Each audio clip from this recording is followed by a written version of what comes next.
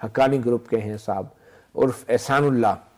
تو کیا پاکستان کی حکومت یا پاکستان کی سیکیورٹی فورسز اتنا بھی نہیں وضاحت کر سکتی کہ یہ جو شخص جس کا نام لیا جا رہا ہے اصل میں یہ وہ شخص نہیں ہے یا کیا ہے؟ یہ خاموشی کیوں ہے مرنے والوں کے حوالے سے؟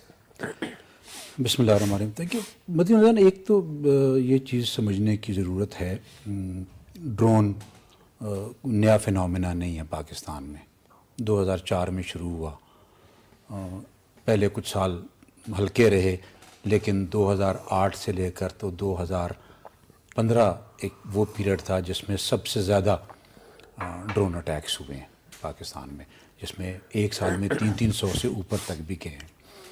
اس وقت کمبائنڈ ایفرٹ چل رہی تھی دونوں ممالک کی، بلکہ تینوں ممالک کی ہم کہہ سکتے ہیں، افغانستان، پاکستان، امریکہ. اس لیے کہ ٹارگٹ ساروں کا ایک ہی تھا کہ ہم نے ٹیررزم کو ختم کرنا ہے، جس میں چاہے وہ اس طرف والے ٹیررسٹ تھے، ٹی ٹی پی کے بھی کچھ لوگ، حکیم اللہ جیسے لوگ ڈرون میں مارے گئے تھے، اور اس طرف بھی جس طرح کے ملا منصور وغیرہ. تو ٹارگٹ ایک تھے، اس لیے کمبائنڈ آپریشن ہوا کرتے تھے، انفارمیشن ہوا کرتی تھی، ساری چیزیں پتہ ہوا کرتی تھیں.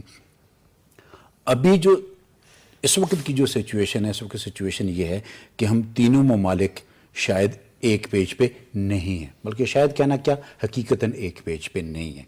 اس کی وجہ یہ ہے، ایک تو ٹرمپ کی نئی پالیسی پاکستان افغانستان والی، جو کہ ایک وہ پالیسی ہے جس میں وہ پاکستان کو ایک الائے کے طور پر انہوں نے ہمیں ختم کر دیا ہے.